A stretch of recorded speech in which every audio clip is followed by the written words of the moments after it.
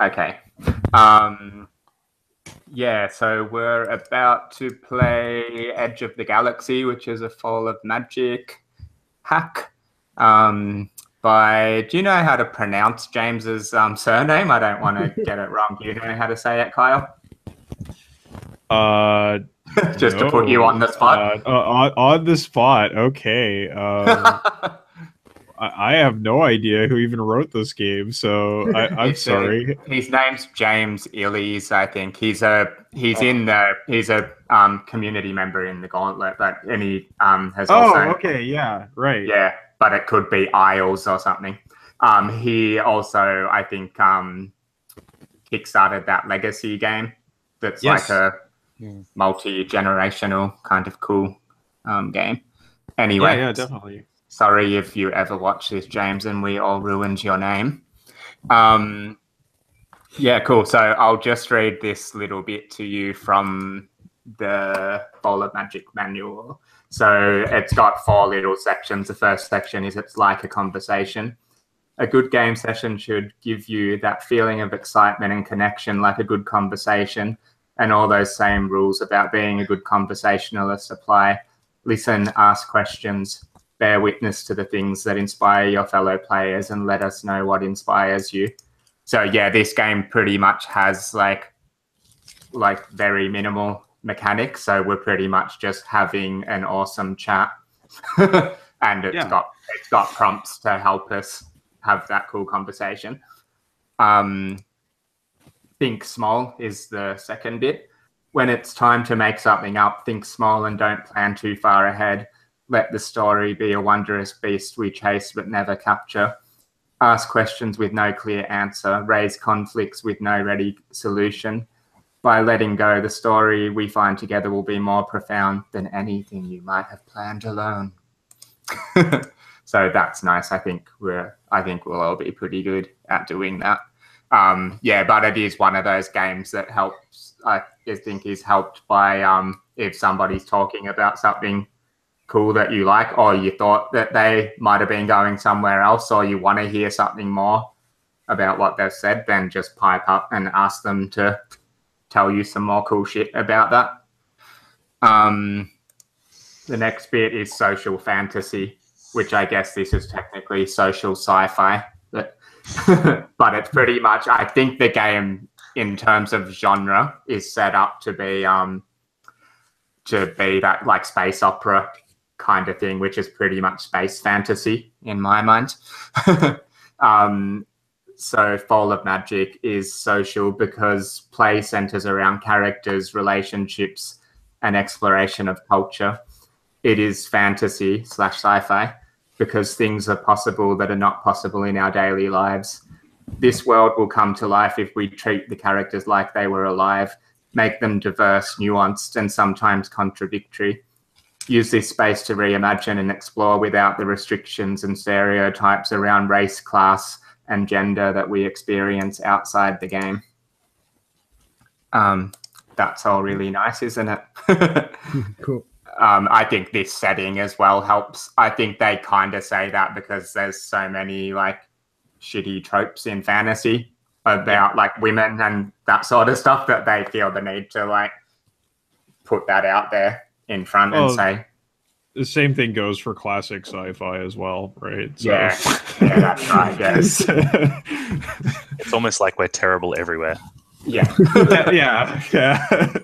There's definitely the chainmail bikini in space as well as the fantasy chainmail bikini. That's for sure. Yeah, like Traveler is like a libertarian power fantasy, so Yeah, we don't have to do any of that stuff. and the final part is called safety first, which is kind of the safety part of it. Lastly, your emotional safety is more important than any game. So if something comes up in the story or at the table that makes you feel uncomfortable or is ruining your fun, let us know. We can change that detail, fade to black, or take a break if needed. Otherwise, check in with your fellow players before introducing an element to the story that you know might be difficult or triggering. And I guess we'll do our regular thing of like having the X card in the thing if you freak out and need to stop something, that's totally cool. We can, rewind or fade to black or whatever. But yeah, I mean, because of the way I'm hoping this game will go is just being super conversational. Just feel free to just go, whoa, and like let us know if you don't want something to be in there. Did you get the Roll20 link, you guys? Brendan, did you get that? Sweet. And I know Yeah. Sid. Yeah. Yeah, mate. Cool. Oh yeah, you're all in there. Sweet.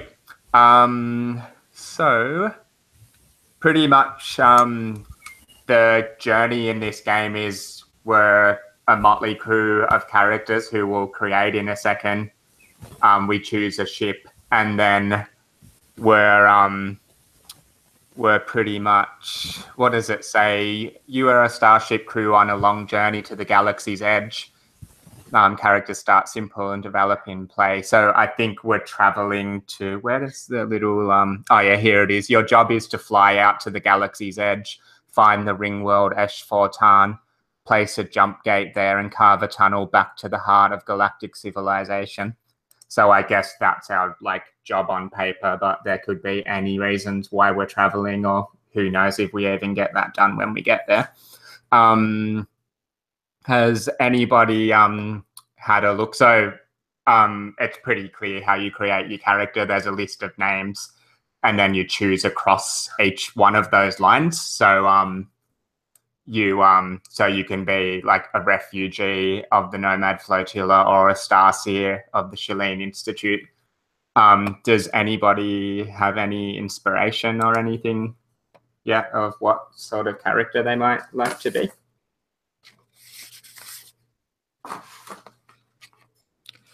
I can also go first if that will be a good example for people. Show me how it's done, Lou. Cool. Show me how to play this game perfectly. I will. We're just about to do it. I was thinking of playing a worker bug of Forge World Cracks unless anybody else had spotted that and had their heart set on it. No? Cool. Okay. What's an awesome name for a space ant creature? Is there one in the thing? Maybe. I'm going to combine the last two and be called. Nah, that's a shit name. I'm going to be called. I'm going to be called Clip. So I'm Clip, the worker bug of Forge World Cracks. Another thing to notice about each of these places is they're places that we'll probably travel through on our journey. So at some point, we'll come across a place where your character is from, and I guess you'll have a bit more I don't know, the excuse to know heaps more about it in that context.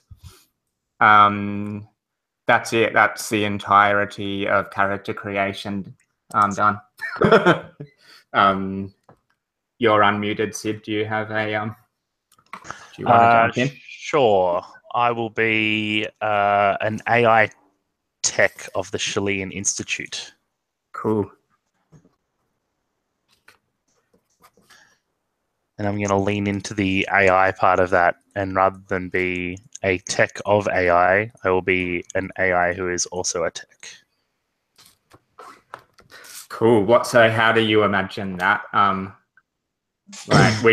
just curious. We can see it emerge as we introduce characters, but do you have any for context, I don't know if I've spoken to Carl about this before, but I've definitely spoken to other people. I'm really bad at freeform games. I seek structure so I can grasp onto things. So I usually let things kind of be a bit more emergent because unless people have really pointed questions, they help me out a lot. But I guess, how do I see it? I like the traditional humanoid self-contained robot thing. Cool. Appeals to me. Yeah.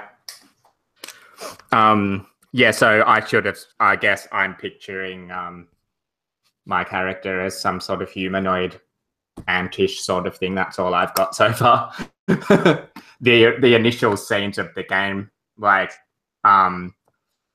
will help us to build it up. I've started this game a few times. Fall of Magic is particularly good at giving you lots of like little scenes at the start. Like there's the look in the river at your face and all these different scenes that let you describe yourself in cool ways. But this one does it pretty good too, I think. Can I ask quickly before we kind of go any further, what kind of tone are we looking for with this? So you said it's social sci-fi.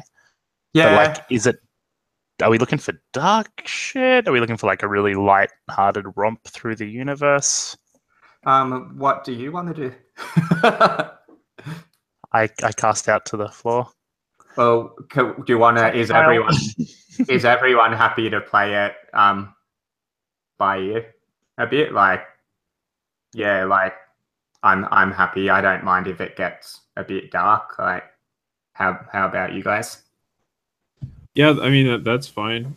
No problems there. Yeah, I'm happy with either. I think my touchstone at the moment, because I watched Escape from New York like a weekend ago, is Kurt Russell. Cool. Yeah, so some sort of action movie that might get dark sometimes. I don't know. I tend to just be all about the whimsy. I have to be led to dark places. I don't naturally go there myself, but I'm fine if that happens. Yeah. Thanks for asking that though, Sid. No, it's all right. I just found a perfect whimsy character that I'm gonna Cool. So as far as my character goes, I think I'll play as Candor, a ace pilot of the Nomad Flotilla. I think that she's a human, but like I imagine the Nomad Flotilla is like a spacer fleet, and so it's that thing where spacers have like weird physical evolution to them, or like they have like longer limbs, and they're more used to 0G and all that kind of thing. So yeah, like human, but not this kind of human we'd be used to exactly. Cool. Oh, did you name your character, Sid? Did you? Glix. Glix. Cool. Glix. I think it's cute. Maybe you'll be a cute AI. I am a cute AI, Kyle. Cool. Brendan, do you want to go? Yeah, cool. I think I'll go for an escaped clone then. I like Nebula. I'm gonna go Nebula, the escaped clone. I wonder if that's a super common name, like John or something in space. Or it's lost all its meaning. Yeah. Where is a escaped clone from? Under Elysium. Elysium, cool. Of Elysium. Yeah. Okay, now we choose a ship. We can also name it ourselves, but it's got kind of suggested names and descriptions of a ship. Is anybody particularly excited about any of those? So I want to be able to do cool shit as an ace pilot. So I don't want to be in a hulking but ponderous cargo ship.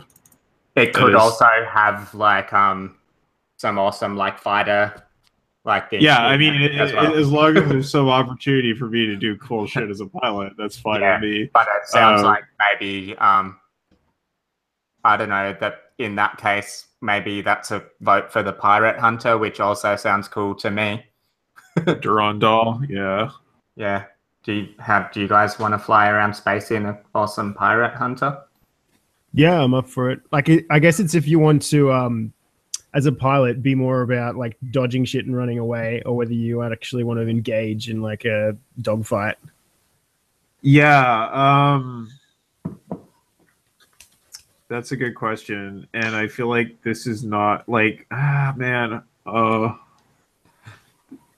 so. Because I'm just thinking, like, is this really Hey, that's a pretty cute robot. That's my favorite. Success. Great It's success. whimsy. I'm so whimsical.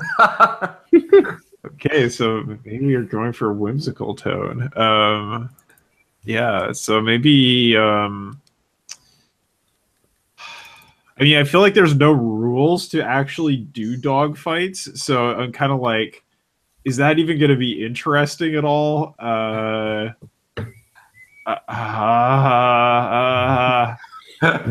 thinking back to like the season of Friends at the Table that was like they played Kingdom and they had like an ace pilot character in that game, and I felt like they didn't work at all because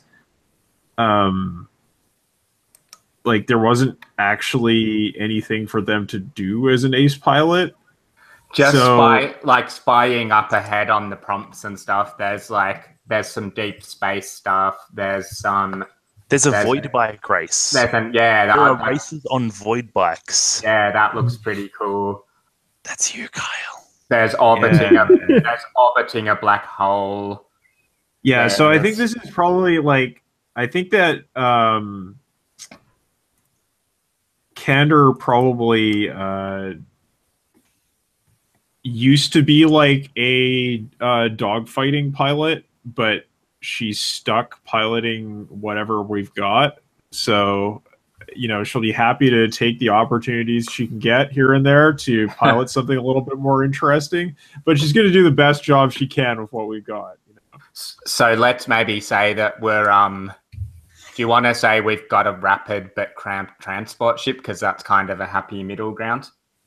Sure. Yeah. Sounds good to me. Because there is also a pretty awesome Millennium Falcon looking ship on the far right of down the bottom there that could be a cool kind of, you know, like smuggling just ship. Tell me how many parsecs per second it can do. And then convert that to horsepower for me. Yeah, right. Yeah, so will we go with the Polaris maybe? Yeah, sure. Cool. Cool. Okay, Polaris. Because that means that I'm just picturing, for some reason, I have the Millennium Falcon stuck in my head. Isn't that? Oh, it's like it's so close to being the Millennium Falcon, but it's not quite. Like it's like there's like the front section of the ship is not the same, but that's it. Otherwise, it's exactly the Millennium Falcon. Yeah, it's pretty funny. I mean, we don't have to use that one, but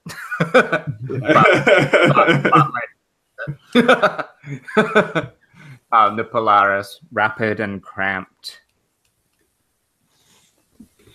So just looking at the ships here, if it is cramped, I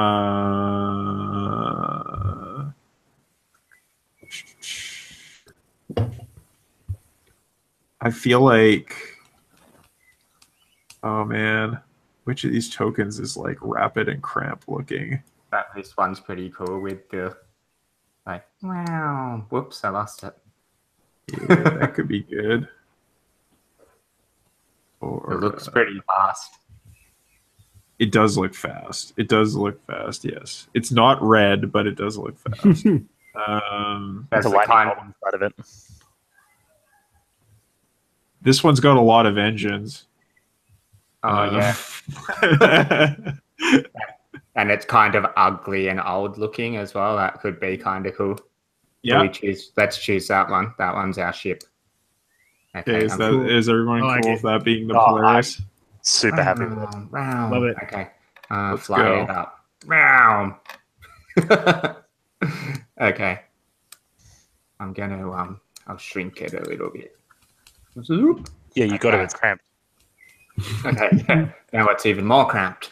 Oh god. So that's the character creation and ship building. In terms of how we actually play the game, so we start import Dantilion, and you'll see there's the bolded headings there. That's like the setting of the context of the scene that you're going to play. So you'll describe that place. So let's say, for example, it's the Grand Interstellar Hotel. You set a scene saying what it looks like, and you place your character there, kind of describe what they're doing, and then the prompt underneath that is what you're doing in that scene. So the first one's the setting, and the second one's your kind of prompt. They're a little bit like flags or something, I guess you could see them, or keys to turn, or whatever you're used to from other games. There's a few other little things, like the one that's called the Bazaar. It's got 3 little things there. They're things that you add to your character. So you describe the Bazaar, and then you describe a scene that adds one of those things as a attribute to your character. There's a couple of other little things along the way, but we'll just work out what they mean when we get there. Do you want to go first, Kyle? So I forgot to ask, actually, Brendan, if have you played Fall of Magic before? No, I have not. Cool. This game's super easy to play. I play it with my 8-year-old. So Cool. we should be able to handle it. Did you want to do a scene first, Kyle, seeing as you're familiar with how the game works? Or I'm happy to volunteer too. That's fine. I was just wondering if you could give us a handout that we can write on, so we can mark down our traits and stuff. Yes, I can. I meant to make us all GMs, but I don't know how to do that. So once you create the handouts, you can individually give everyone edit permission. Yeah, cool. Here is a mysterious note. It's called handout, and then it's can be edited by all. Save. You guys should be able to see that handout now. Yep. And yeah. Cool. I'll while you're doing your scene, I'll enter the information that I wrote down while like character names and descriptions and stuff. Nice. Okay. Yeah. So I move my character onto Port Dantalian, right? Oh yeah. So and pick one of these locations. Yeah. Okay. All right.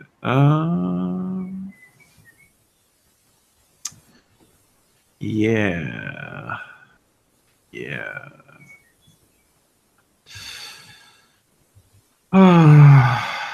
So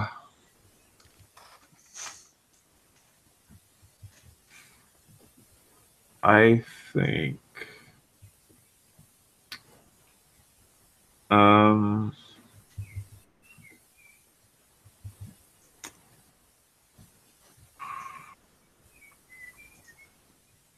I will go to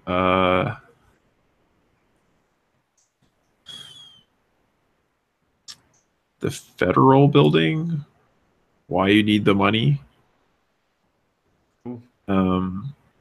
So I think we get a scene of Candor in an interrogation room, and there's someone in a uniformed across from her.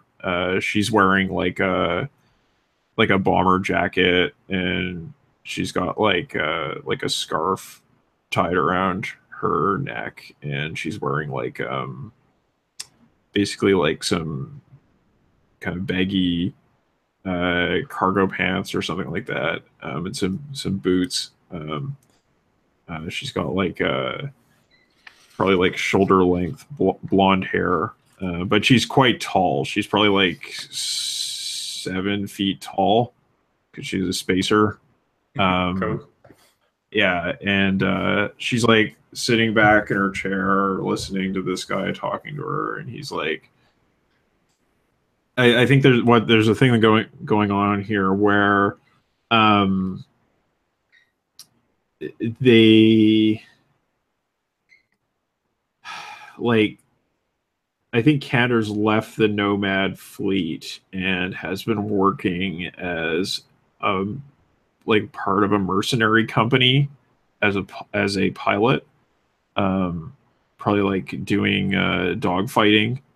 And there's like a thing that was stipulated in her contract where if the side she was fighting for, or it was like if her unit suffered like over 60% casualties and the battle was lost, then she would have some kind of debt that she would have to pay off for her failure to complete the contract. Did she not rate the small print or something on it? Like they just gave her a shitty contract? Well, no, I think what it is that she assumed she was so good that there was no way this could ever happen.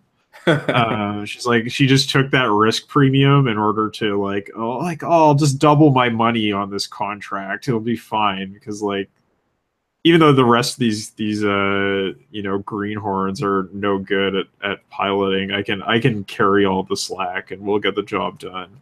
But there's just this uniformed official who's like explaining to her the terms and of her debt arrangement, and then he says to her, there is, of course, an opportunity for you to work off this debt. And it could be at least lucrative enough to guarantee your freedom. Have you heard of the Ringworld at the edge of the galaxy? And she's just like, what? No. I've been places with the Nomad fleet, but I don't know anything about the edge of the galaxy. What's out there? Who cares? And then he gives her the lowdown on this sort of like warp gate that could be constructed down there, and she's just like, well, all right, you tell me how to fly a ship through it, and I'll get your people there, and then we'll be square. And won't have to talk ever again.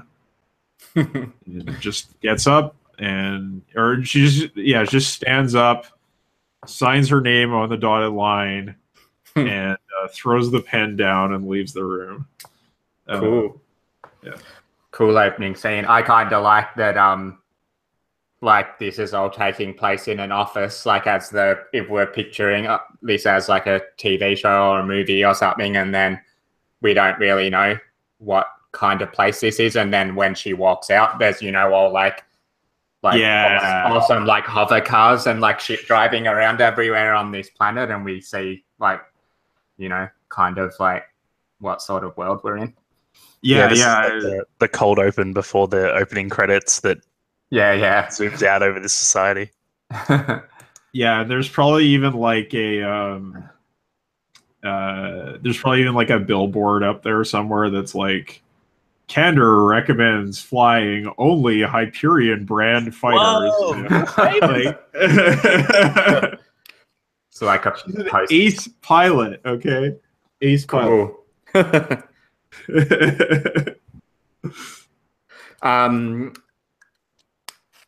Sid or Brendan, do you want to go next? So you can essentially grab one of those little counters.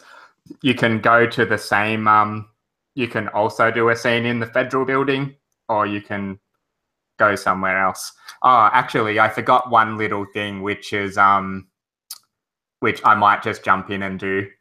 There's a little thing up the top that says preparing to leave, where we're meant to start with a scene of the ship. So I guess maybe I'll jump in and have a quick turn of doing that. So I guess the opening credits like come up after that scene, and we see this like pretty beaten up like transport ship like sitting. I think this is actually above the planet now, like the camera all zooms out of the planet and there's like a space station up above the planet, and there's like, like what do you call them? There's like loaders, like I just want to say space forklifts.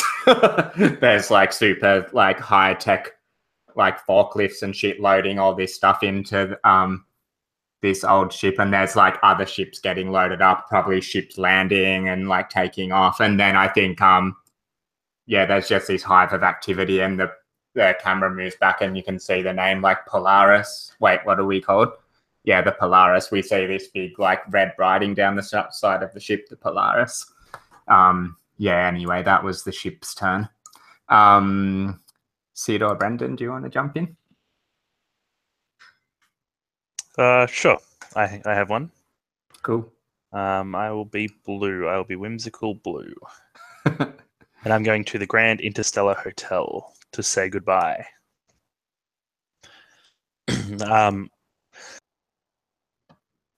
Oh man, I treated this patient who had really bad flu today, and now every time I cough, I'm like paranoid that I've got her flu. It's killing me. So we see Glix, this little yellow robot, who is standing in front of an elevator about to go down, and like very, very expressive body. So the shoulders are hunched over and the face is looking down. And one of the patrons kind of walks past and addresses Glix, which I guess is like they're seen, at least Glix is seen as humanoid and something to converse with. And he says, hey buddy, you having a good day? Everything okay? And he says, yeah, I just came here to say goodbye. You know, I'm heading out into the deep black, and it's a long way to go, even for someone who lives as long as I will. And the guy pats him on the back and he says, well, out there in space, there's plenty more void fish in that sea. And he says, he goes, shh, she'll hear you. And then the elevator comes up and the doors open, and Glix steps in. The door's shut behind him, and he looks up at the security camera and he says, hey babe, I've been riding up and down in you twice a day for the last 6 years. Now it's come time to say goodbye. And he pops open the panel, and there's a couple of sockets there, and Glix attaches different connectors to his fingers and inserts them into the sockets. And he says, one last time before I go make history. And then he pushes every button on the lift. And he says, take me to the roof, baby. Take me all the way. Awesome. That's really good. First Gauntlet character to have a relationship with an elevator. I refuse to believe that. Yeah, I don't know about that either. Cool. Brendan, do you want to have a go? Yeah, cool. So I'm also going to move to the Grand Interstellar Hotel. And I'm imagining as the elevator sort of goes out, the screen cuts into like a huge sort of foyer area, and we hear the clinks of glasses and lots of tables. There's lots of dark lighting. And it's this big sort of like Las Vegas style magic show stage. And we see a relatively short humanoid looking being with a mosquito face sort of like step off the stage for a minute. And there's a bunch of literally identical Can-Can girls standing around him. And he turns to them and he says, well, this is it. We've never known anything else in our lives, but I can't just be another cookie cutter, another stage magician for the rest of my life. If there's anything they're going to remember me for, it'll be this. And then he sort of turns around and walks onto the stage with his magicians beside him, his magician's assistants. And he steps out to the applause of the crowd. And in a sort of almost reverse of the elevator itself, steps into this big sort of like I'm imagining like the Prestige, sort of lots of Tesla lightning bolts and stuff like that on this huge sort of contraption. And he does this huge speech to the crowd talking about, wonder and magic and all sorts of crap. And then there's like this flash of lightning, this huge smoke, a couple like explosions as confetti goes everywhere. And as the smoke clears, he's just disappearing.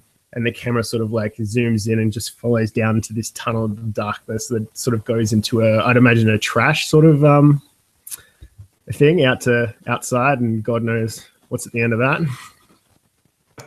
Yes. Everyone applauds. It's just awkward silence as nothing happens for the next 5 minutes. Cool. That was really good. Cool. Okay. What one am I going to do? Okay. I'm going to do the bizarre. I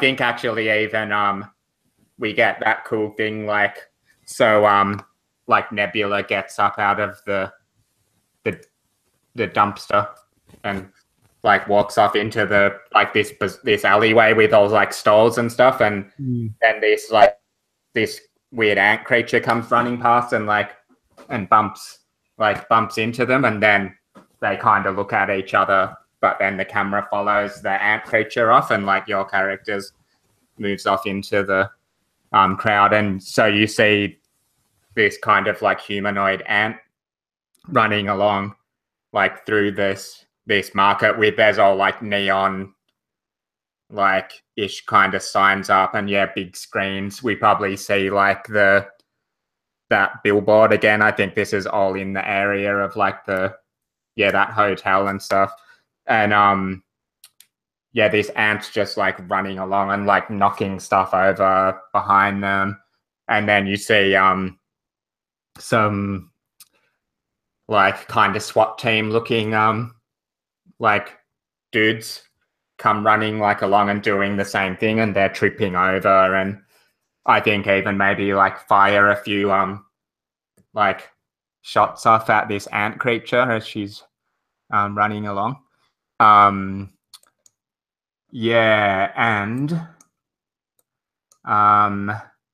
I'm gonna say, how does she escape?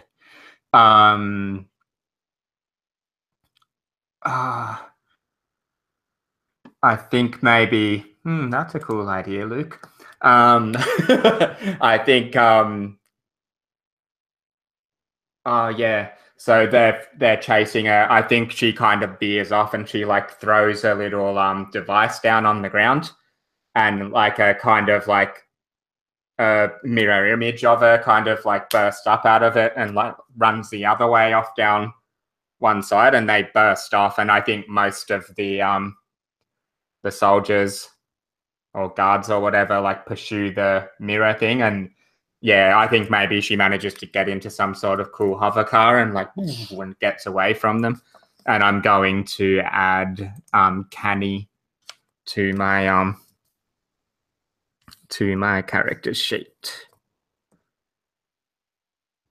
Cool. So our options now are so how the game works. Once everybody's onto the particular area, whoever is next, which is Kyle, I guess, has the option to move the ship on if they want, and then they take the ship's turn moving on into the next area. And I guess it's kind of like, it doesn't say it in the rules, but I guess it's like what I normally do is say like, hey, did anyone else want to do it? Have a scene in mind here before we like leave this place. But like you can either play another scene out here, or you can just grab the ship and move it on to the next place. Yeah, that seems fair. Is there any other scenes that people want to do here before we move on? No, I'm happy. No, I'm happy to move on. Yeah, I'm cool too. Cool. I just want to learn more about all your cool characters. That's what we're gonna do. I want to know whether what's his name, Glix, is just a playboy with all the elevators. Okay, so I can't move the ship token. Oh, cool. I'll set that up so everyone can control it. Not much of a pilot, are you? Yeah, I don't know how to work. It hurts. It hurts. Ouch, Cool. You should be able to do it now. Yeah. Okay. So the black, the deep space.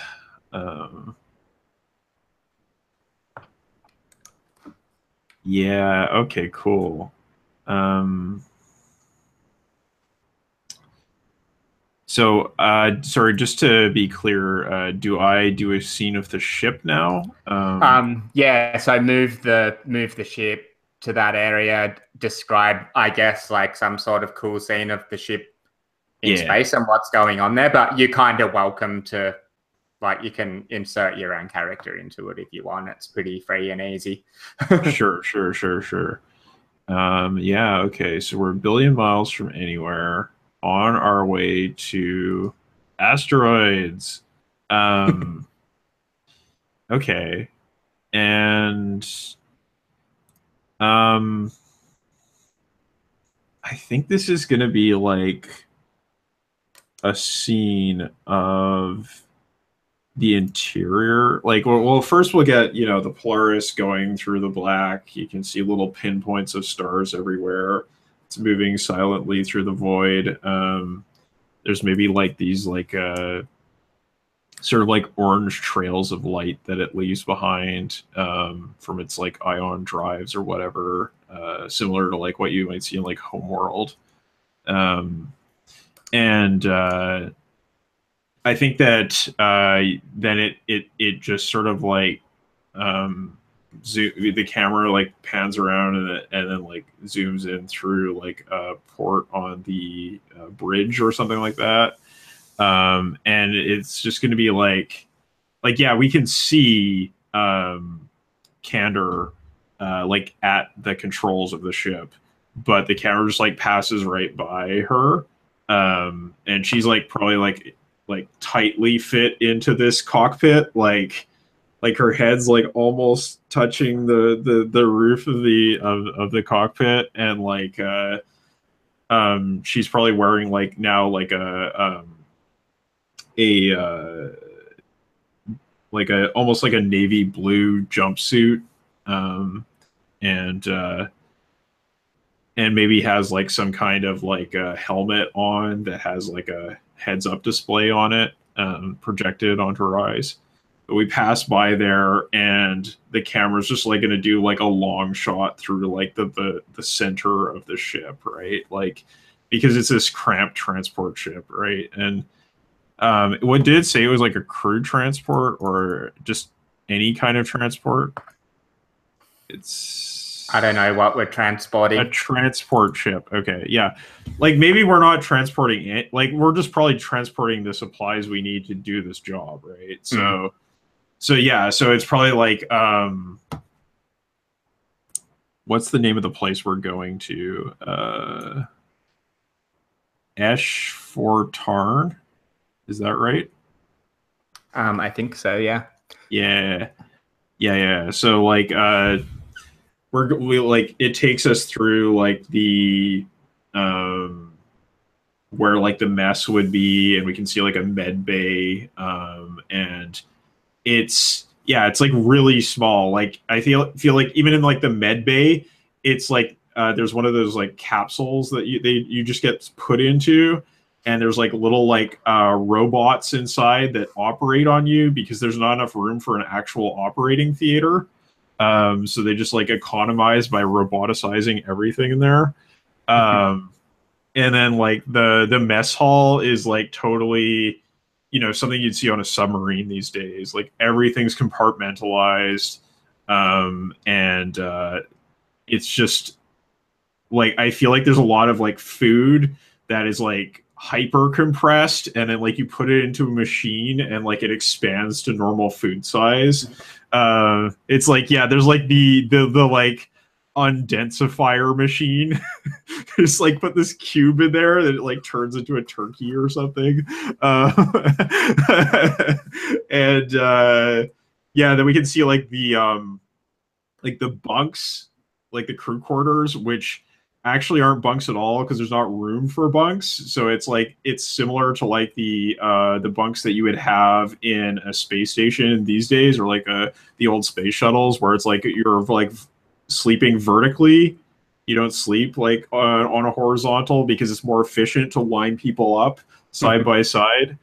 Yeah, then you get into the cargo hold and you just like see all these crates, and it just says like property of the Eshfor Tarn Exploratory Corporation. Yeah. And I mean, feel free, the rest of you, to like describe like what your characters are doing on the ship at this point in time.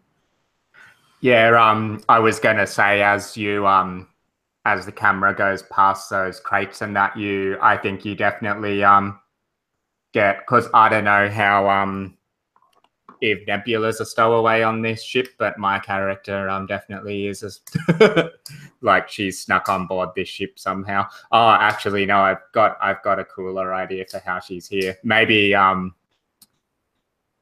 yeah. I think actually after this fly through that the camera does, you'll see the ant creature like on the outside of the ship with like a space helmet on. And she's like holding onto the outside of the ship. Probably something to do with her physiology. She's able to survive out there. What's Glix doing as the camera goes past, Sid? So Glix is, so I want to rapid but cramped transport ship, but we're saying it's like kind of old, like it's a bit of a beat up. Is that? At least that's how I described it on the outside. Maybe it looks better on the inside. I just think like as we're blasting through and like things are rattling around, like the engine room is just this scene of chaos with like things falling down and like bits falling off the engine, and Glix is walking through and fixing it all, but like with no urgency, just like crushed and disappointed. And Glix is just like, takes 2 plodding steps, picks up a panel, walks over to another thing, plods around again. I'm really interested as to what Nebula's up to. I would say it might be cool if the exterior of the ship looks really beat up, but the interior is actually pretty nice, because this is like camo. Like the concern, like the corporation invested in a ship that's like camouflaged as a beater, so you can just get there and do what you need to do. But if you need to punch it, the ship is gonna go like snot, right? Okay, I'll change that scene then. Instead of having like things falling apart, Glix is just like standing in the middle of this engine room, and it's really close. So, like, could reach pretty much the whole engine room from where they are, and like nothing's going wrong. Everything's perfect and clean, and Glix is just like kind of waiting for something to happen. And you're like undoing nuts and like retightening. Yeah, just reaches out and like rips a panel off the side, and then goes. Picks it up and screws it back on. Polishing dishes.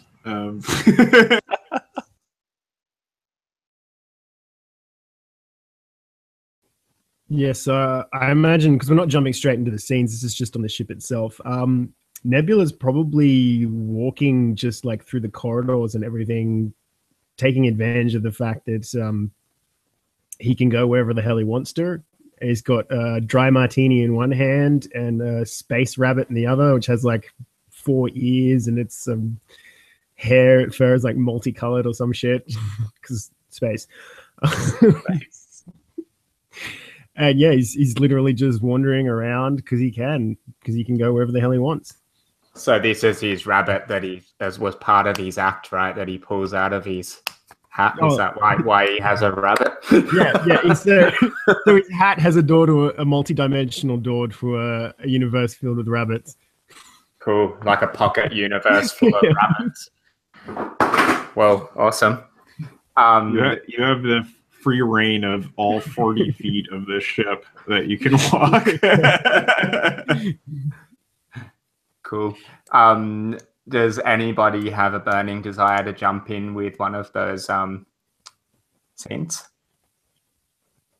Maybe we can go straight on with Nebula, seeing as he.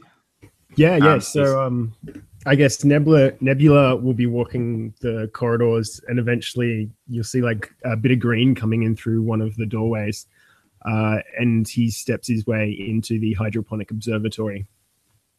And I imagine like, because he's not super tall, he probably has an ability like to be able to stand in the actual garden itself without his head hitting the roof. So there's a moment where he slips off his shoes and just steps up into it and sinks in, and you see he doesn't have eyelids, so they don't close. You just see like a visible relaxation, and his eyes close, and he just holds the space rabbit to himself for a little bit. And there's this just like slow pan, and then he slowly sort of like turns and sees this reflection in the glass, and he sees his own reflection in the glass itself, and is reminded of the fact that there's nothing unique about him as far as anyone is concerned. He's just another copy, and that mirror image itself might just be him. And he throws the martini liquid into his own reflection and sort of like stomps off. Yes, nice.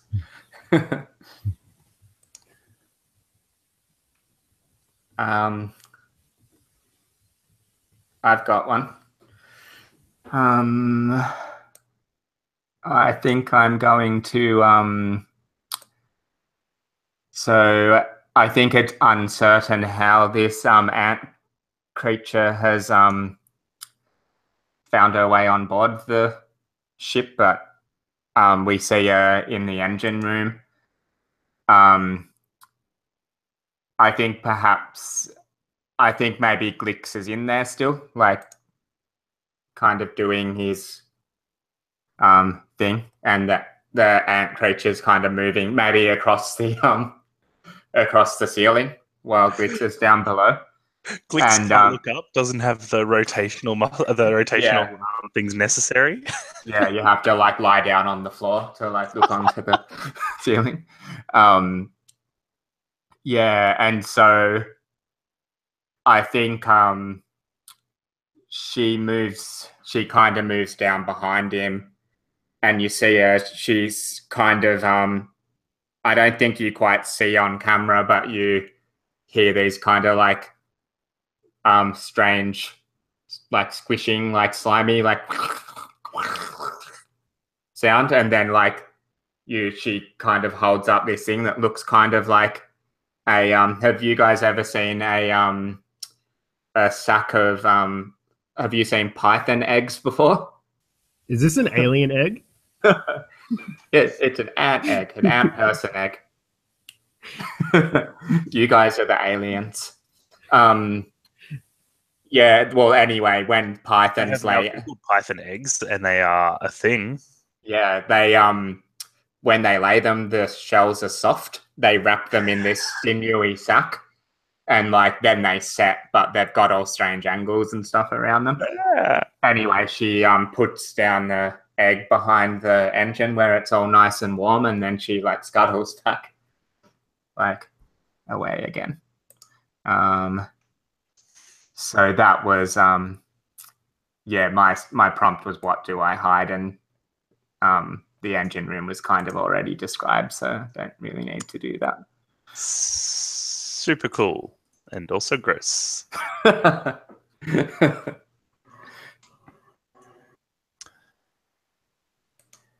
next?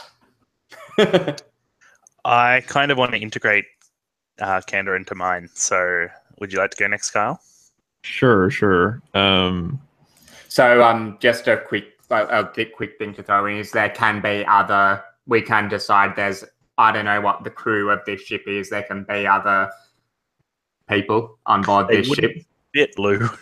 Yeah. Well, other entities of some, maybe there's a ship's computer or something. I'm just saying feel free to bring other stuff beyond our characters into the storyline if that's what you want to do. Right, right. Yeah, so I think I will be doing exterior repairs to hear the void's whispers. So you see like I think you see Candor, and she's not actually in like a typical spacesuit. She's in something that's a little bit more like a almost like a power loader. Like it's like it's maybe like the legs are like a spacesuit where like her legs are sticking out, but like the arms and everything around her torso is like a actual kind of like spaceship thing with like jets on it to move around. And there's like a cockpit around her upper torso, even though like her hands are not in the cockpit. There's like a bunch of consoles and stuff that you can see. Or maybe it's like you can take it in and out. Like you can move the arm if you need to, but like you can also bring your arm in and do things on the console in front of you if you need to. And yeah, so she's like working on. I mean, she noticed there was something. There was like a 2% reduction in efficiency on the engines, and she's like out in the back of the spaceship, just investigating the engines to make sure that they're all working properly. There's like holes in it where these ant claws have been like holding onto it. Exactly. She's like, yeah, this looks like some kind of infestation. But she's just working away, looking at things, picking them up here and there, and examining them, scanning things. But I think that she kind of trails off from the work that she was doing. And I think it's because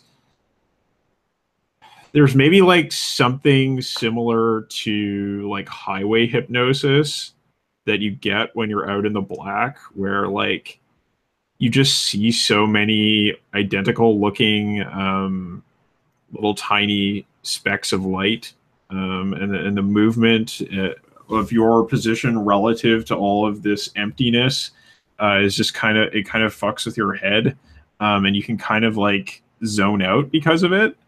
And I think because of that, she does actually start to zone out, and she starts to think back to like her commander in the Nomad fleet, who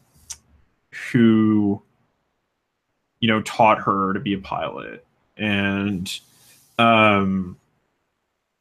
I think that it was probably a matter of like she looked up to this guy a lot, and she didn't think that there was any kind of weakness that he had, because he could fly circles around her, and she was already the best person, the best pilot, the ace pilot in this like whole squadron she was in. But I think it's something like he probably like went out into the black to investigate something, and he went insane, and he was never heard from again. And she's just thinking about the sort of sinister expanse around her, and if one day being out here in space, even though this is where she was born, is going to drive her crazy. Like if even spacers who have managed to thrive in space ultimately cannot survive out here, right? So at some point it's going to get to all of them as well. Cool. character have a name? The commander, I think his name was probably like, okay, so her name is Candor, and I think his name was probably like Forthright. Love it. Yeah, it's probably like people who come from the same crash, like have similar names or something like that in the Nomad fleet. It's like virtue names. Yeah, yeah, Constance Pride. yeah. Awesome. What did you have planned, Sid? I'm going external repairs as well.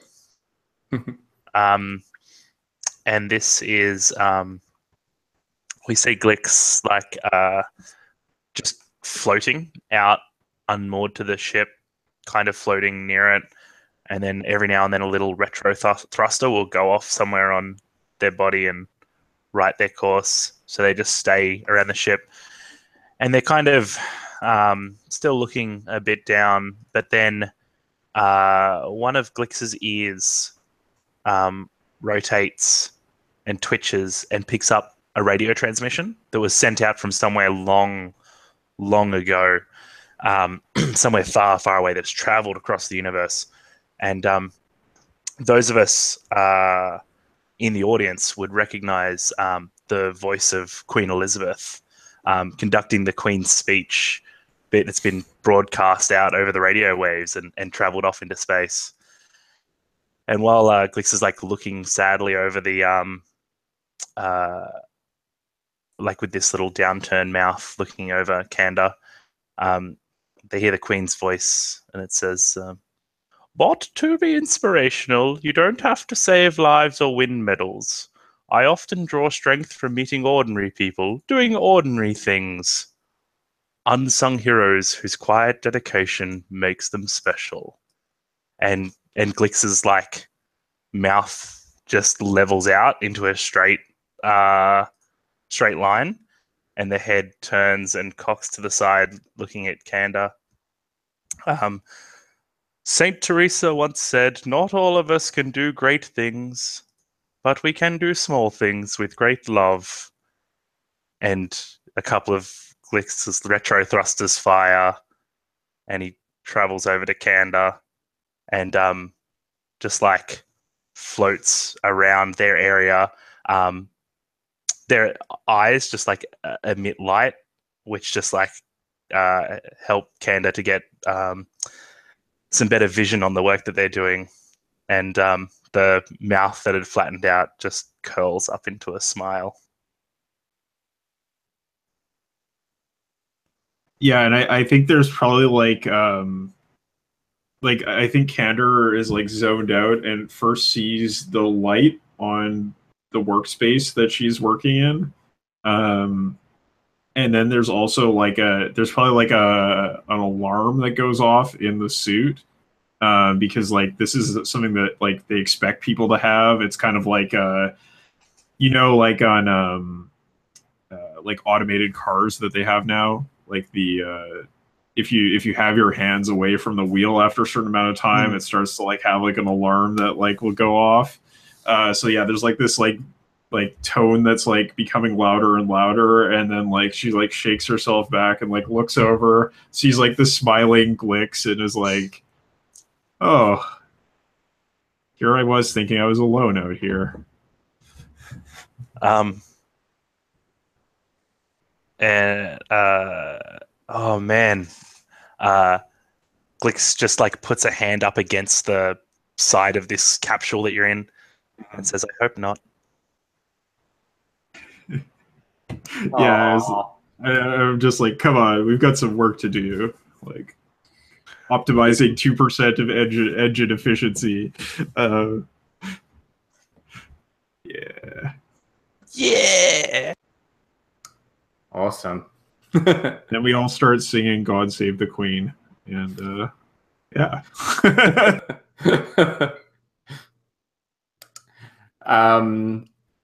Does everyone's had a turn in this place? Does anybody have anything else they want to do, because if not, I'm going to fly the ship on.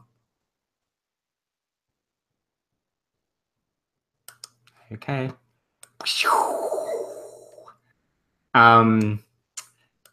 Cool. So asteroids. From what I understand of this / prompt thing, it says that. Oh wait. Oh no, that's not that. Okay, we can choose here. Yeah, I think it pretty much like smash cuts from that like nice peaceful scene into I'm picturing Glix and Kanda like in the bridge, and there's just like there's like asteroids all smashing into the ship and everything. And yeah, there's I think it's like actually some sort of like maybe there's displays on the screen and stuff that it's like saying it's like a meteorological like weather map, but for actual meteors and asteroids, and it's saying something like about how it's like a freak meteor storm or something, like these meteors aren't meant to be in this area. The ship's already battered.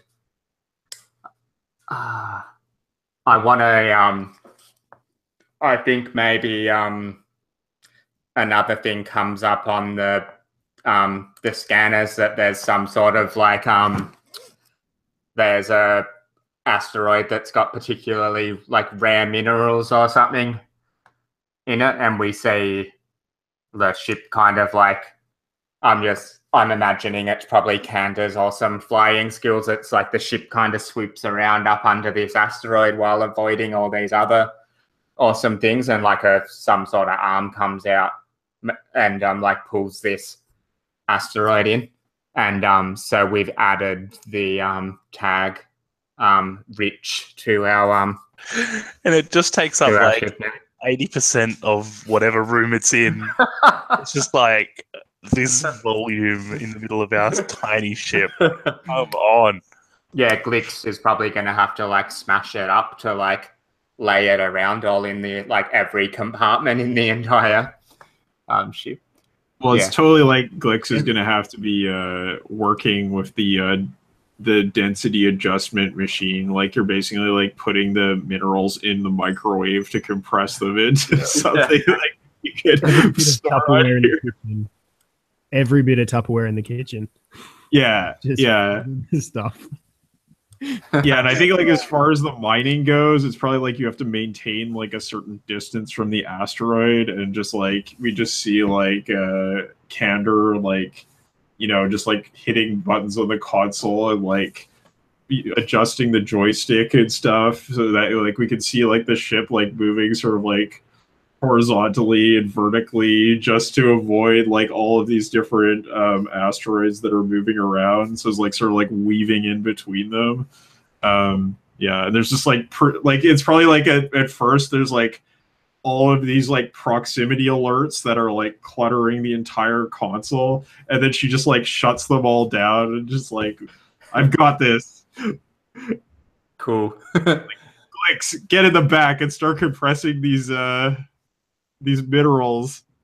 We're gonna have a rich payday. And just so you guys know, where this is the Forge World Cracks, where Clip, my weird ant creature, is from. Let's hear from let's see what's going on with Nebula.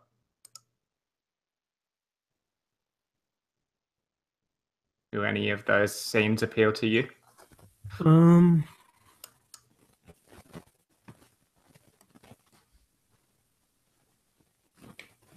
So I feel like being vaguely insectoid, we probably have this scene of Nebula being mistaken for one of your kind. Cool. And not really like being captured and picked up, but just like overly friendly ants sort of like hustling him deep and deeper into like the hive itself. And him working his entire life in a customer service sort of like role thing is just too polite to in any way be like, no, I don't want to go along with this. And we see him ending up in like this huge sort of like food area where he's sat in this huge canteen with everyone else, and at this point he's just accepted his fate. He's not fighting this anymore. No one's paying attention to anything he actually says. They're all just treating him like they're all aunts and cousins and shit. So he's hearing weird stories about things he doesn't know or doesn't understand, and people asking him like why he hasn't found sort of any sort of well, I imagine your like ant people don't have mates or partnerships of any sort. I'd imagine there's some sort of structure that they stick together, and there's like some older ants questioning him why and talking about like people they know who they could like, you know, do like little date with for him or whatever. And he ends up getting like this plate with this big gloop of like dew stuck in front of him. And he sticks his proboscis into it just to try and get away from what's being told to him. And we can see the dew like receding slightly, and the camera sort of like sees it. It's almost like the in Harry Potter when he has that the stuff that has like the memories in it. It's sort of like that inside, and we see like these images form of these ants growing up in a family environment as children and all that, and these are getting slowly absorbed into these hive memories are getting absorbed into Nebula, and he's having these induced memories of what it was like to actually grow up in a natural sort of environment as opposed to being grown up specifically to imitate the same performer across thousands of different hotels. Cool. That would be a really profound experience for them. Yeah. I would say he just seems very confused and lost, and he doesn't compose himself very well for the rest of the scene at all. That's awesome. That's so sci-fi. I think I have a scene. So I'm going to the Church of Christ Astronaut. Kyle, you've literally picked the one I was going to go to in everything so far. We're on a vibe, man. And yeah, and I mean, I think we go into this church, and it's like probably in like the foreign quarter of Crux, where there's like diplomats and like traders and stuff, and the you know, the symbol of the church, instead of being like a normal crucifix, it's like it's like a star in the shape of a crucifix, right? Like it's like a star with like 4 prongs of light coming out. And we go inside and we see like this figure in like a spacesuit who is like suspended like holographically in the air at the back of this church. And it's actually like it's actually like David Bowie as Ziggy Stardust, who has become like Jesus Christ astronaut. I would like to worship at your church, please. Yeah. Yeah, there's probably just like these kind of like weird guitar riffs like going on in the background, and like kind of synth sounds, and yeah, and I think that Candor goes into the church and like goes up to the altar and kneels down to pray, and she's like yeah, she's just like, "Dear Christ, I really don't like doing this, but they made me do it because my name is Candor, and I'm contractually obligated to as part of my creche rearing program. So I'm here to confess that I am the best goddamn pilot in the whole sector, and everyone on that mission who got me into this damn job was a fuck up and didn't belong to be in the same unit as me because they just weren't on my level. And then she's like, I think she does like the, some kind of like symbol, like a 4-pointed thing, and she's just like, by the Father, the Son, the Holy Ghost, rock on forever.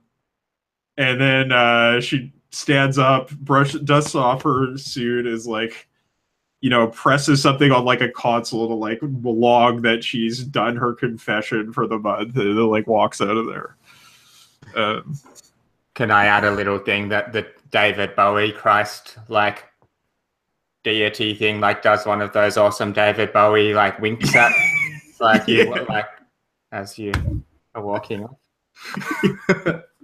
Yeah, it's probably when she says "rock on" that is just like.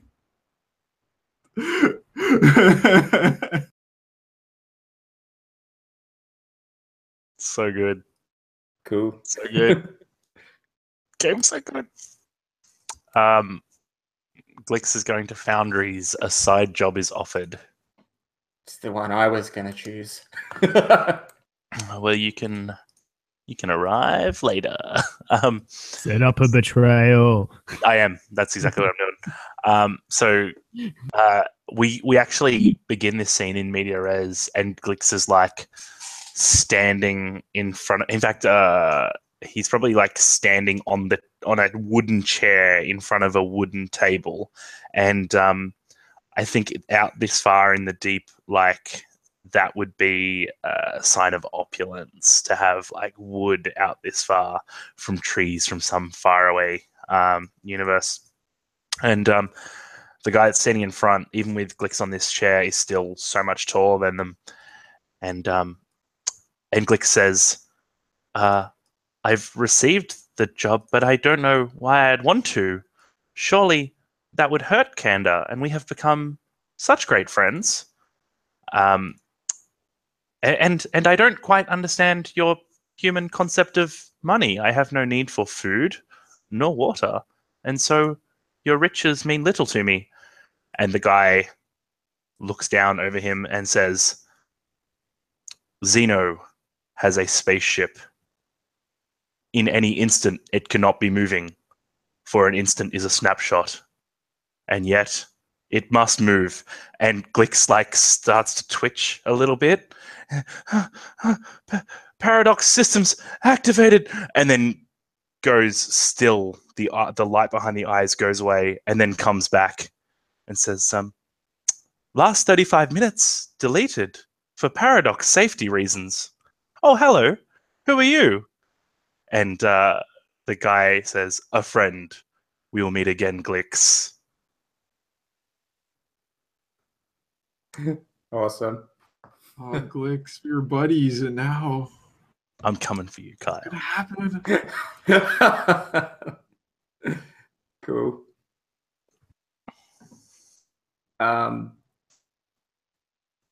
I guess it's my turn. What am I gonna do? I was gonna do a side job, but now I'm gonna I have no idea what my character's about or what she's doing. This is just gonna be a cool little like montage sort of thing, I think, where we see I think actually we see like the scenes really quickly that you guys have just played out, but from a different angle in all of them. Clip is somewhere in them, like watching what you're all Yes. all doing. She's just like unexpectedly there when you look at it from like a different angle. You did nothing while they dragged me away. Nothing. And yeah, and then after she's watched you. Yeah, she totally watched you get dragged away. Sorry about that. I think we see a scene Puppy. of her. Yeah, that's Porridge. Hey, Porridge. Good boy. We see this scene. I think maybe the settlement or whatever that we're in is like a domed, like this is a volcanic world, and I think they're domed, but we see Clip like outside of the domes where like not even really the other members of her species are kind of going. They're kind of down in mines and stuff, and she's kind of running around, and there's all these geysers or geysers, however you say it, of like magma like exploding up, and she's like just flitting in between them, and it's a kind of seems to be a game that she's playing, but I'm not going to explain it because I don't know why she's doing it. And I'm going to I could add Solitary. I'll add Daredevil to my thing. She's a canny Daredevil. Yeah, that's my whole thing. I'm interested to see if this is why she's on this ship. If her daredevil instincts or what have driven her to join this expedition. Yeah, well, I don't know why she was on that other planet either. I don't know if like these creatures are often taken off their planet, or I've got a few ideas. Do either Sid or Brendan, do you guys want to and either like if you got other scenes to do here, do them, but if you don't, maybe you guys would like to have a turn of moving the ship on. I've got one for the ship if no one has a scene here they'd like to do. Can we just take a bio break? Oh yeah, let's do that. I meant to do that after the last thing. Yeah, do you guys want even 10 minutes or something to? Sure, cool. Sure. Yeah, Sounds yep. good. Works for me. Have 10. Okay, see you soon. Getcha.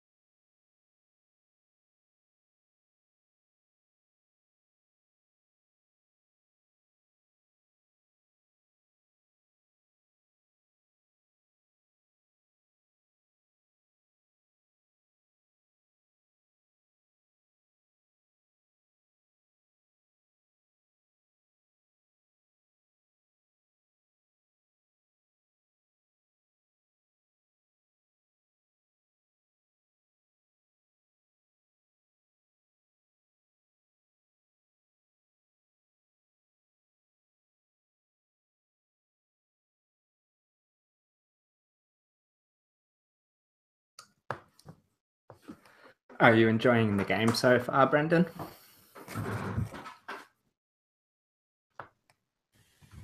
Yeah, no, it's good. I'm glad I didn't have to like learn anything for Roll20 really to do this. It's really intuitive. Yeah. Yeah, there's not too much going on with the I got like a loud knock on my door not that long after we started. Ah, did you? And I was like, my area's not the best. So I was like, I wonder if that's the cops or something. But I think it's just my next door neighbors asking if they wanted me to move their garbage bins because it's been night. Oh, cool. That's nice. Yeah, that was nice. Heaps nicer than the cops. It's funny how some people just do. I've got a friend that always knocks exactly like the police whenever he turns up at my house. I've been trying to teach him not to knock like the cops.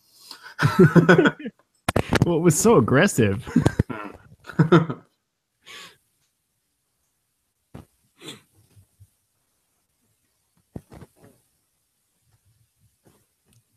Are you working tomorrow as well, Sid, or are you pretty much done? Mate, I think I've just pulled a. Oh, I'm probably muted. No, I'm not. Cool. I've just pulled a shift on the 27th as a favor to mate at work, but otherwise, I'm done between now and the new year. So I start working on the 2nd. Cool. But I tried to. There's a job to Mildura, which is about a 15-hour round trip. Yeah, I was born in No, wait, I was conceived in Mildura. It's a distinction. Explains a lot, mate. Yeah. But yeah, it's I really wanted to do that job, and boss was like, "Well, someone can't work that day, so maybe if you take their shift." And I said, "Okie dokie," and he's not going to give it to me, and I can see it. And he's just been. My boss does this great thing where, like, he heavily implies that you're going to get what you want if you do what he wants, but he never agrees to it. That sucks. It's fine. It's good. It's good sales technique. I see what he's doing. But I jumped on it, and yeah, I'm not gonna get it. So anyway, I'm sending you a list now, Lou. Yeah. Of the games that I played in yeah, cool. 2018 or 2017 that were new to me, and there is 32. Cool. How many did you get? 32. Jesus, mate. Yeah, twice what you're aiming for. I actually think I've missed one or two. Just some like little, some little micro games or something. I think I might have missed, but yeah, it's been fucking great. Yeah, I think I played 22 new games. We'll catch up, mate. I don't know if I've put Fall of Magic on that list. Yeah, I did. Actually, I shouldn't have put Fall of Magic on the list. I should have put what's it called Edge of the Galaxy. Yeah, They are actually like it's Fall of Magic was super heavily play tested. It's much more like elegant, I think, in terms of and paced. Like it does a lot of like you've like prompts flashing back to your character's past as you're moving along and memories of home, and it does all these things that are quite clever to like slowly bring your character like along. That's my big issue with a lot of freeform games is that it puts the creative onus on the players and it puts the onus on the players to do interesting things. So if you want conflict, make conflict. If you want I don't know, if you want to flash back to your character, like show us that flashback. Whereas structured games tend to assist players by forcing them into that sort of stuff. Yeah, Fall of Magic definitely, and it definitely ramps things up towards the end. I've only ever I've started this game a few times, but I've not ever played all the way through. We probably I wonder I wish there was statistics on how many people have actually finished a game of Fall of Magic. So I think it's probably 2% of players or something, Yeah, I'm hoping with the Gauntlet games I'm running because we've got 3 sessions. You definitely should. That should be enough to actually finish the game. Yeah, exactly. Because I think the thing is that the game is so rules light that it's something that people pick up in exactly the kinds of situations we're in today, where it's like, oh, we just want to play something, but like we don't have time to actually prep something, and this is like a very like engaging game that you can just pick up. But that means also that it usually kind of just gets taken up in one shots, and that's never enough to actually finish a game of Fall of Magic. So yeah, I finished it once. I played it about like 35 or 40 times, and I finished like one game of it. Well, I'm sure everybody in the Gauntlet Hangout session is going to appreciate having the opportunity to see like the end part of the game, because most people don't get to see that. So I have some bad news, which is I probably have to go in about Speaking of not finishing games. Yeah, exactly. 20 to 30 minutes. Yeah. Yeah, okay. Well, let's even we'll just play how about we play through the next area, and then we'll have some little epilogues or something like that. That sounds good. That seems fun to me. Finishing at the black hole sounds like it can only go well. Were you about to take us there, Sid? Was that what you were planning to? Yeah, I was thinking of it. Here we go. Here we go. So, I can do the dragon thing. You've got to make the noises, otherwise it doesn't count. Yeah. What are we? We're adults. We make the noises. That's right. So we see the Polaris traveling through space, and for the audience, it just looks like it's just any other stretch of space, and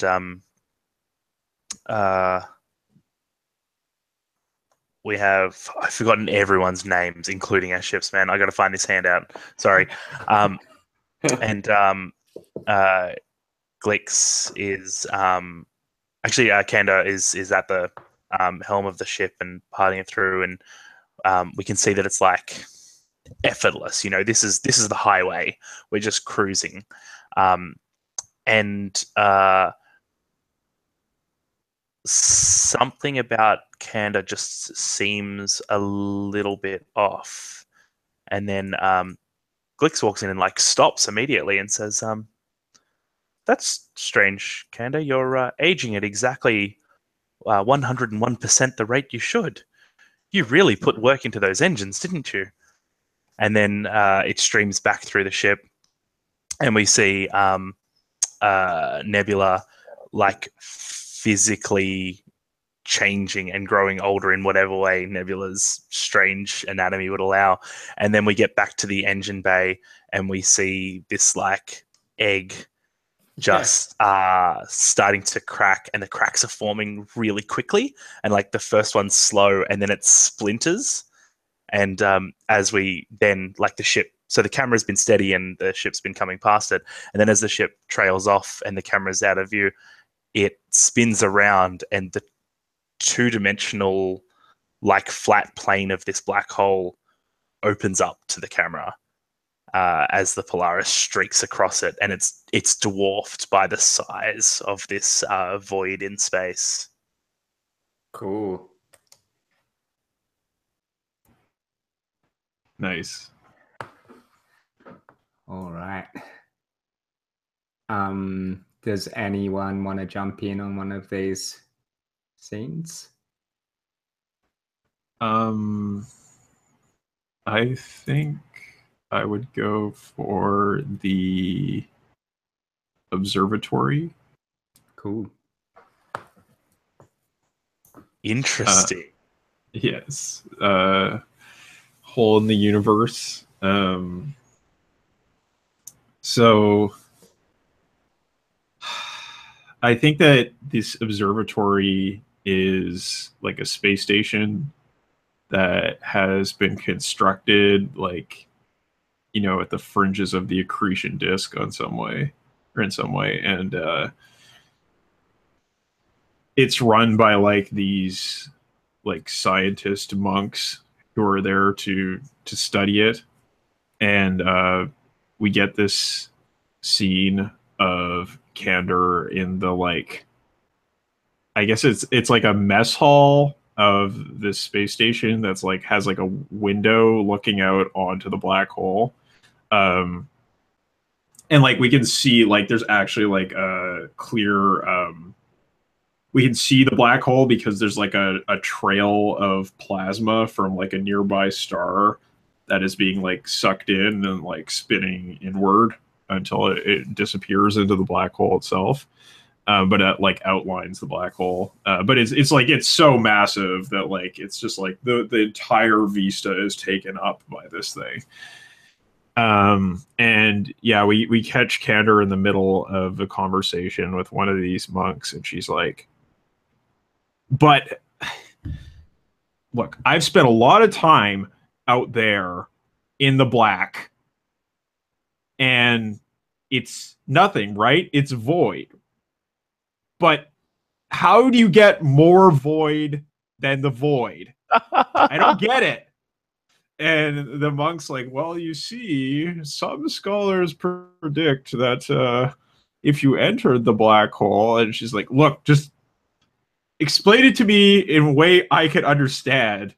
And it's just having this like animated conversation with this monk about like, what is more empty than space? Like, how is it black? Like, you know, just trying to wrap her sort of sophisticated sense of spatial reasoning around this thing that breaks down all categories of space in any meaningful way. Awesome. Who's next?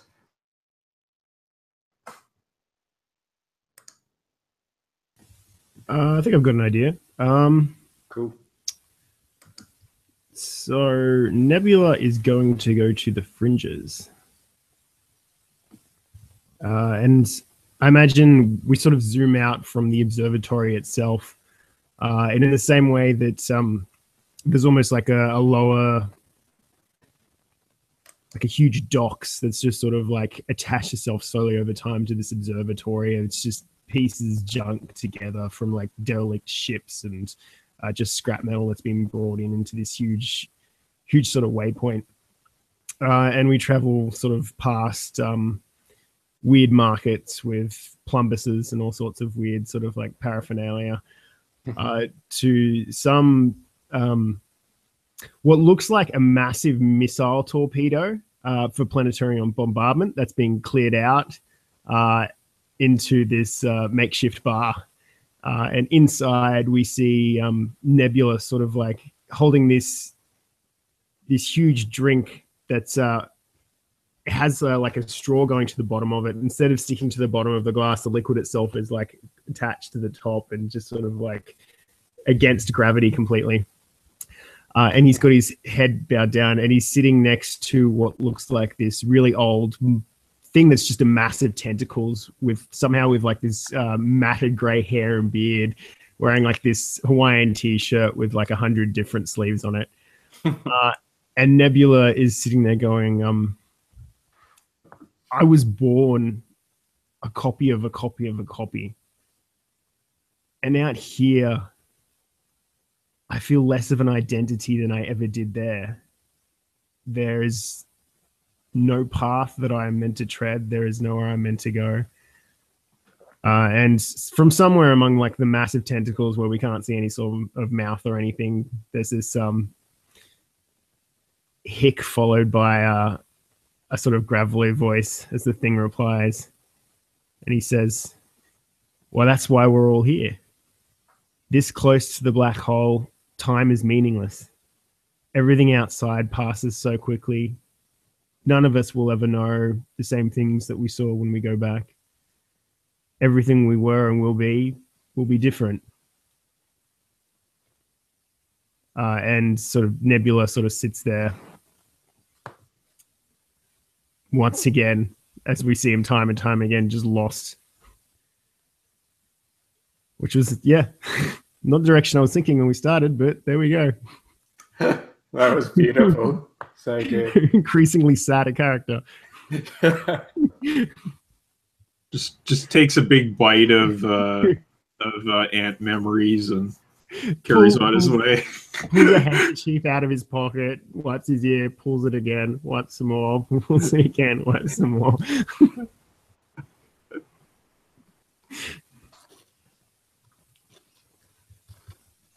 I'm going to go to the Oracle mainframe for mathematical augury. Yeah, you are. The Oracle Open your mainframe. brain. Open your brain. The Oracle mainframe is an element of the computer on board the ship, but because we're so close to the black hole, it can just run its cycles so quickly that it started to process everything in the universe and start to like project it forwards and make its predictions, including itself and its predictions and the effect of those predictions. It's a black hole, guys. This is how it works. And Glix is standing in front of it and like has every port available on their fingers and like a couple of spare ones running from leads from their midsection and just trying to like to get all the data in. There's just this multitude of leads, and Glix is looking at it all and saying, no, this doesn't match up. There must be I think actually the Oracle mainframe voice comes over first and says, and so you see it is to be. Kandra is the only one that could do it. And Glix looks over and says, no, there's something missing. I can't tell what it is, but something is missing from your prediction. And we see like the little red light blinking on the back of Glix's head from whatever was installed back on the Forge world of Cracks. And he says, no, my calculations must be wrong. I can't believe it. I'm wrong. I have to go see Kandra about this.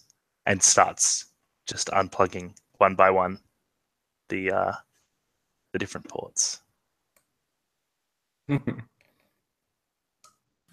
imagining the mainframe is voiced by Judi Dench. Yes.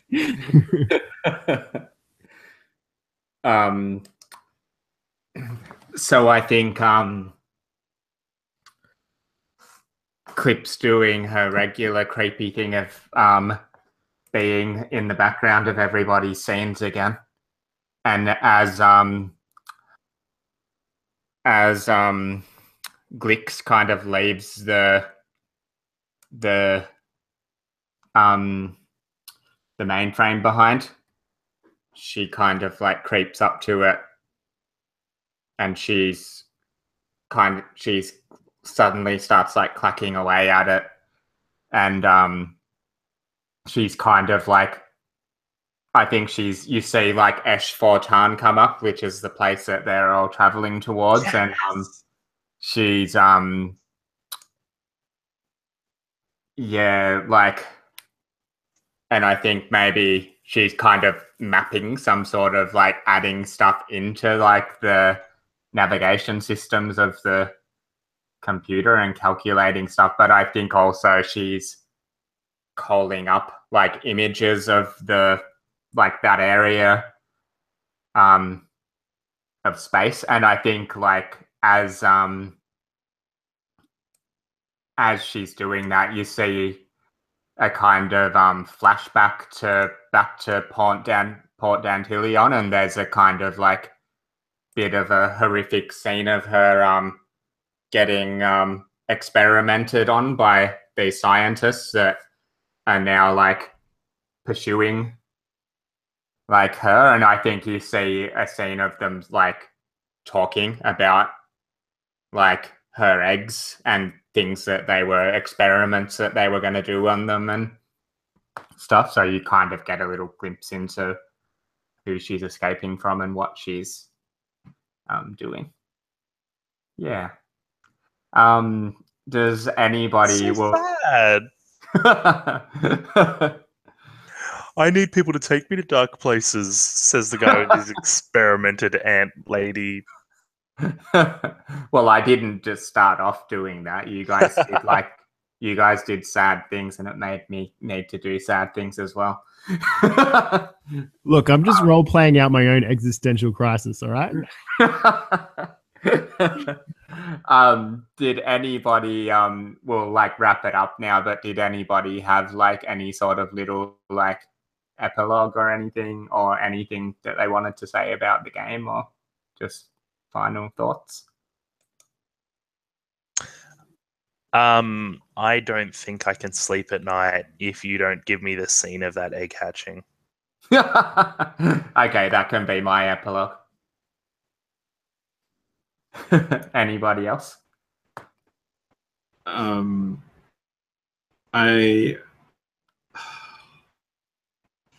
think that I don't know. It's so hard to epilogue on this game because you have all these things in your head of like the destination and like all this kind of stuff. But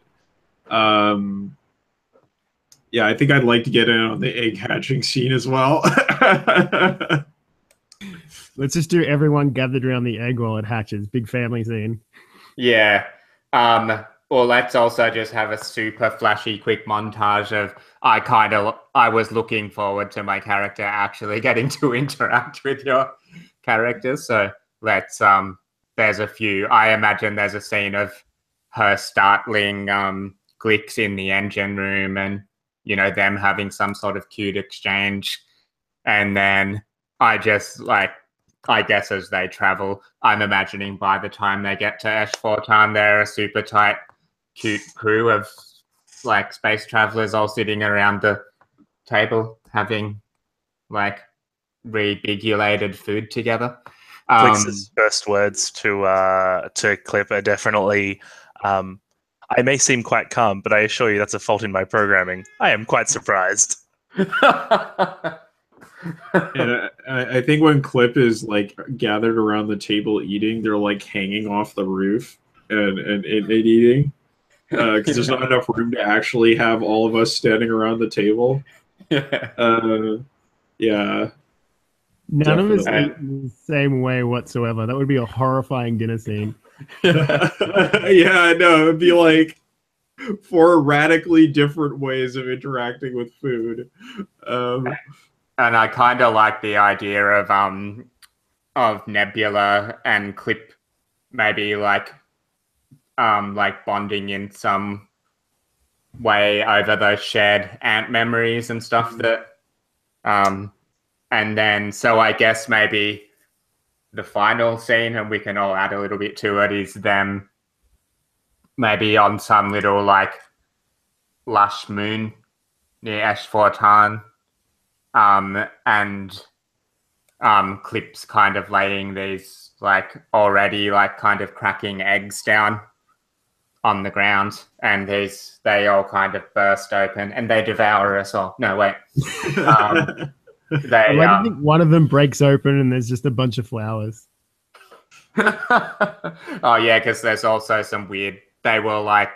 No, it's somehow Nebula has put a bunch of flowers in one of these eggs. Ta-da! And a rabbit, a space rabbit. Oh yeah, the rabbit's there too. I kind of like that idea though, that there's because they developed in space and near a black hole, and all these strange things happen to them. Actually, you know what it is? We know how that's too mean. They're just super cute ant babies, and we're all like, oh.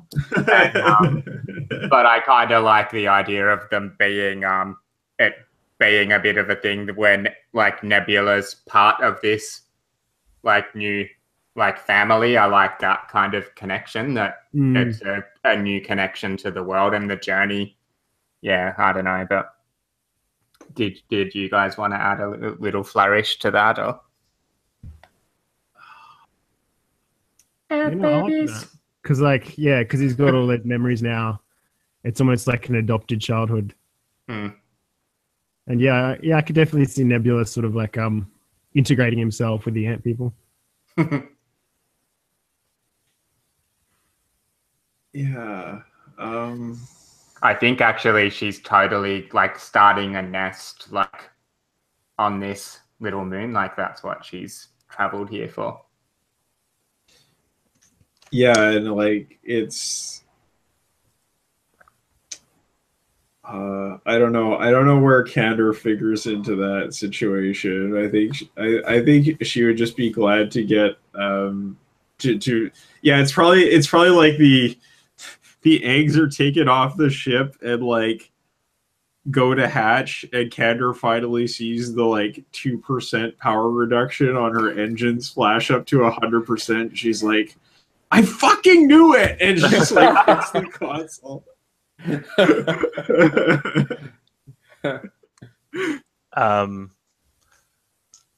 The only shot I want is Glix has